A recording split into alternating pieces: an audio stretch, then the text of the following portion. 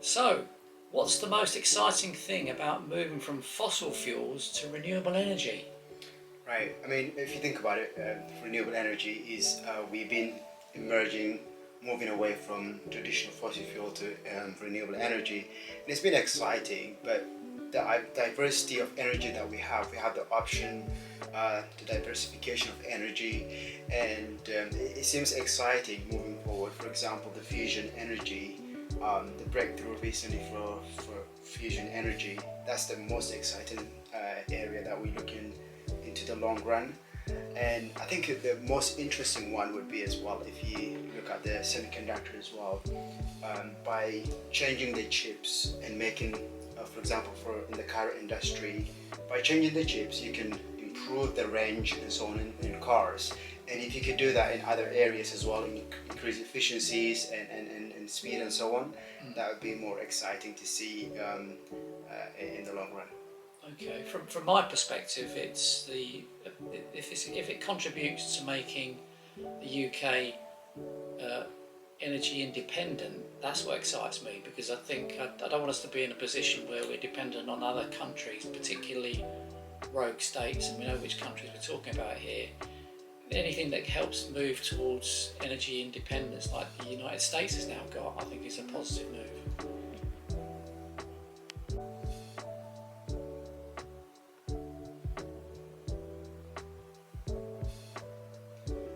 How are the advancement in battery technology and hydrogen power shaping the future of renewable energy? Well, what I've noticed is I've been driving electric car myself for the last 7.5 years. I've had the good fortune to drive a Model S, two models of Tesla, and this is an example of improvement in battery technology. The range I can get now is so much more. I can get 300 miles on one charge now, whereas my earlier model I could only get 200 miles. So that's an example of an improvement, and it will get better and better to the stage where you could get a range of 400 or 500 miles, maybe more, and the charging time will probably take a lot less with improvements in battery technology. So I think we're going to see immense improvements with that technology. Hydrogen power, we're not really maximising the benefit of enough yet, in my opinion, because I feel that it seems to me inevitable we're going to use hydrogen for cars eventually, because it doesn't seem feasible for electric cars to last the course when you're using finite materials like cobalt and lithium, and it's not really green having an electric car when you think about it, because you're using third world countries with their labour, in some cases probably very low cost labour, if not slave labour. You can't think that is very green, and it costs a lot of fossil fuels to manufacture these cars and to have the charging station. So it's not 100% green really after all, whereas hydrogen you think is a clean fuel. That's got to be the future. At least that's my opinion. What about you? What do you think of it? Yeah, I mean, the only way that we can transition as well is through technology, adding more technology, as you said, Yes. increasing the range in the long run. I believe that's the one of the most important solution. True. So, how have global events like the war in Ukraine influenced the shift towards renewable energy and energy security?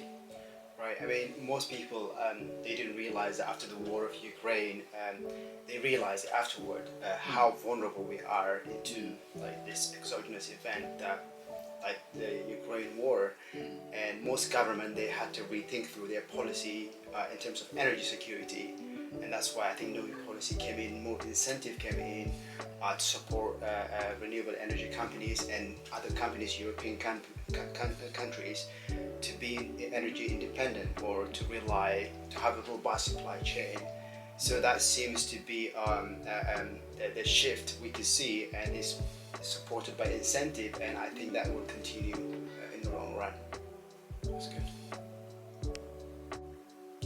In what way does renewable energy offer economic benefits such as job creation and reduce fuel imports? Well, of course, whenever you have a new technology, although there's always fears about loss of jobs, throughout history with technological improvements, what's happened is always, yes, it has displaced jobs, but it's always created more new jobs. And I've no reason to think this is any different. The renewable energy sector is absolutely huge. So, of course, it offers economic benefits to the participants, such as job creation and reducing fuel imports.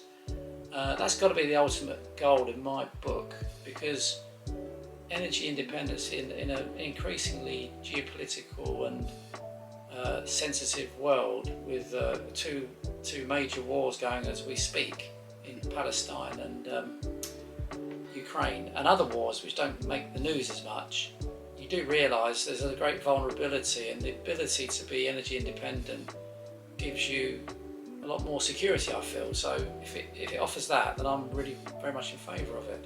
Right. Even if you think about it, there's so many companies as well that emerge from this new technology. I mean, renewable energy space. Yes. So that's going to add more growth to the economy. Yes. So moving forward, so that I'm quite optimistic about that. Adding more jobs, more employment, and more economic growth in the long run. Until the robots take over. Right. So how does the adoption of renewable energy contribute to environmental preservation and the fight against climate change? Right, in the long run, I think it seems like everyone continue to do like recycling, for example. Even if you read companies' annual report, is everyone participate and they do the right thing over time, we will have a sustainable environment in the long run. But the key question is, even if you look at it from investors, especially young generation, are more interested in doing the right thing. For example, walking to, if it's a short distance, instead of driving, they start walking. And so this sort of things, it will increase, and ultimately that will add to the crisis that we're heading to. Yes, because you're contributing to it yourself, aren't you, Albert? Because you quite often walk 2 miles from a railway station to our offices and back. Right, yeah. I mean, everyone has to do their own part to contribute to make sure we're not using the traditional fossil fuel and so on and so on. Minimize it. It's not using it, but minimizing it, being reasonable. Yeah. If you have to walk, you can walk. If you think about it as well, it's quite healthy. Yes. Just relying on walking, doing the physical activity, just relying on driving everywhere. So either way, it's a win-win. So we have to do something which is win-win for the environment and for ourselves as well.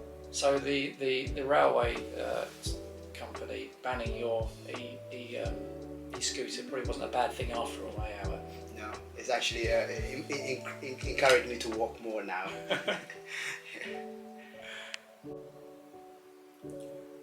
What makes renewable energy an attractive sector, and how significant are the investment opportunities in renewable energy for the next decade? Well, it's attractive, of course, because when you think about it, historically, that's how we survived. We survived on renewable energy. It's just that renewable energy now, and in this phase we're in these days, is more modern, more technological than it used to be. And it just makes sense long term to use as much renewable energy as is possible, as long as it's economic to do so. Whichever side of the argument you're on in terms of being for or against fossil fuels, when you think about it, they have to eventually run out. Oil and coal, etc. They have to eventually run out, but I'm not convinced it's by 2050, but certainly eventually it will happen. So you do have to have something ready, and the more you can use natural resources, the better, really, in the long run. So that's my view of it. Right. Even if you look at the appetite from investors to invest in that area, is growing as well. Yeah. True. So it's a big new industry. So that's where the investment opportunity lies, and find the companies that can use the renewable energy to the greatest degree of efficiency.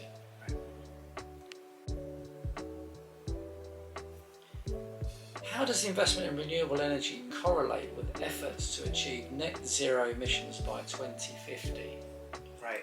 I remember reading this professor research a few years ago, and his conclusion was, for example, the UK to achieve net zero, or to transition to that stage by 2050, it require pretty much all the minerals in the world, that only for the UK. So you can imagine how difficult it is to get to net zero by 2050. So I think it's a target, but I'm not sure if we'll be able to achieve it because the resource that we require to extract, it will be quite impossible by 2050.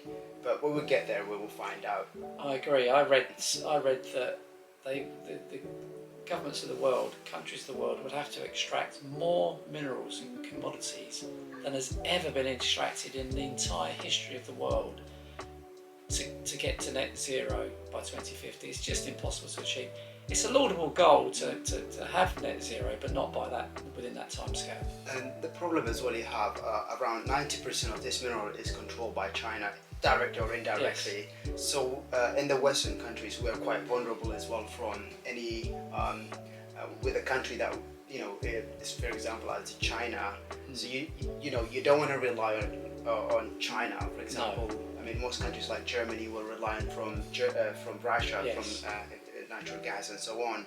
So that's the problem, to be self-sufficient. Yes. And have the independence from this raw minerals as well. Makes a lot of sense. Yes. Can you discuss the recent breakthrough in nuclear fusion and the potential impact on energy generation? Well, I recall going back 20 or 30 years, there was a nuclear accident in Japan. There was a leak, and also happened in Russia, didn't it?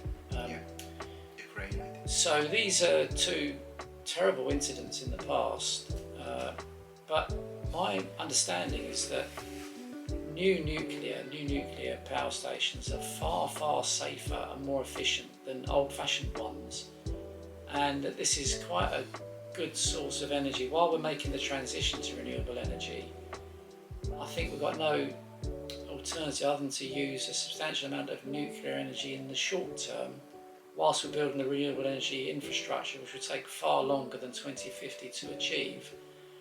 And the beauty of it, it's clean, isn't it? So it just makes sense for the environment, I feel, as long as you're convinced that it is much safer than in the past. Yeah, I mean, the question I always ask myself is as well, renewable energy is a new sector, new area, we don't have much expertise. So there's uncertainty for sure. At some point, we don't really know how that would play because, for example, wind, you need wind turbine, you need wind. If in case we don't have them, there's a lot of questions that people are asking, and it's not going to be exciting, but at the same time there will be uncertainties in this space as well. The beauty of it can give you more energy independence. I think, and I believe France has a huge percentage of their energy from nuclear. I think it's about 70%. Right. And that's got to put you in a strong position. That's why I keep my focus all the time with renewable energy is independence, because we don't want to be starved of energy because you're reliant on other countries that you're not friends with. True. How do you balance sustainability goals with the need to achieve competitive returns? Right. It all boils down to leadership who understand, creative and imaginative about the future. If you invest in them, they know what's coming, and they tend to change and prepare for the future. So by just investing in these great leaders and backing them, I think that's the best way we can manage to make a return at the same time and invest in great businesses that actually You talk about great leaders. You talk about great leaders of businesses or great leaders of government. Oh, businesses. Okay. Of course, I do believe great changes come with most business. I mean, businesses are the most influential in terms of making great decision, capital allocation into the economy. So yes, just investing in them and finding great leaders who understand the future. Great. Okay. Looking ahead, what do you believe the future holds for renewable energy, and how are companies preparing for those changes? Of course, it's very difficult to predict the future. If only we could, but human beings have got a terrible track record of getting their predictions wrong virtually all the time. Just look at epidemiologists and economists, and politicians and these august world bodies. Their predictions are always wrong. We haven't got a good track record of predicting the future because it's impossible to know what's going to happen next. What I think is probably going to happen is that a much bigger percentage of world energy will be created by renewable energy, but I don't think fossil fuels will ever be done done away with, because I think we're always, whether you like it or not, we're going to have to use them unless we make the change to nuclear energy supported by renewable energy. I think it's impossible to see how they could be taken away, because the problem with renewable energy is it's all very well being reliant on wind and sun and water, but certainly in the UK, how can you rely on the sun? You can't even rely on the wind being there all the time, so you need to have backup, and the backup comes from fossil fuels. So I just think it's unrealistic. Having more energy created by renewable energy makes a lot of sense, but I don't think we could do away with fossil fuels altogether. It needs to be there at the very minimum as a backup, in my view. What do you think? No, I agree with your point. You're right. Like, no one has a privilege to see the future. We don't really know exactly, but as I said, the diversity of energy is the best way forward. Yeah. Not just one, but collective diversity of energy.